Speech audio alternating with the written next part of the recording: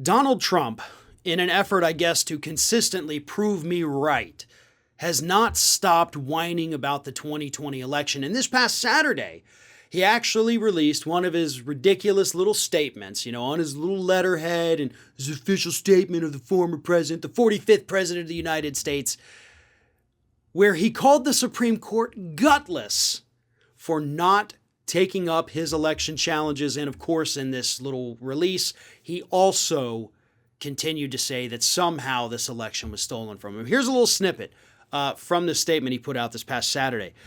Democrats could not get Republican legislatures in swing states to approve many of the voting changes which took place before the election, which is mandated under the Constitution of the United States. For that reason alone, we had an illegitimate election. Now, I'm going to continue in just a moment to the part where he insults the Supreme Court that he put in place, but let's get one thing clear. That's a lie. That's not true. You can't change an election without actually passing that legislation. I know he knows that, but I know that he also knows that his base doesn't know that, if you know what I mean. So he's out there blatantly lying about it. Like, well, Democrats changed the rules. No, the legislatures had to pass those because they had to fund the changes, you idiot. The Democrats didn't all just come into, well, okay, I got $20 in my wallet. Let's use that to make a Dropbox over. That's not what happened. And sometimes having to debunk these very obvious lies from the president almost drives me crazy. I mean, it's pure gaslighting is what it is.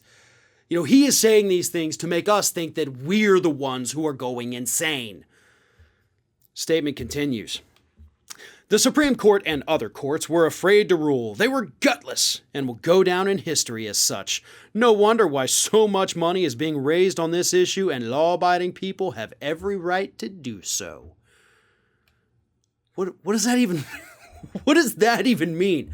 Hey, you have the right to raise money. Okay? What are you talking about? I don't even understand this anymore. That man is basically becoming like a Howard Hughes type, right? He's locked down there in Mar-a-Lago because I guess they're still on quarantine because of the massive COVID outbreak. He's going stir crazy. He's putting out these crazy statements that nobody can decipher. And of course, calling the very Supreme Court that he put in power, 3 of those 9 justices, gutless. And history's going to remember you as gutless. Yeah? Oh, well, history's going to remember you as a one-term loser who continued to bitch and whine about the election that he lost for the rest of his days, which is what is going to happen. And the reason, because I know a lot of people say, well, just stop addressing. No, we have to actually continue addressing this because we have Republicans, a huge number of Republicans who don't believe that the 2020 election was legitimate, even though it was. So yes, it is important to have to keep debunking these idiotic things that this one-term loser says, because his base still believes it, and they're going to keep believing it if we just let it go. The 2020 election was not stolen. It was vetted, it was audited, it was recounted. All of the steps needed to take were taken. Okay, even in the Republican-controlled states, they looked at it and by God, they wanted to be able to switch it, but they couldn't.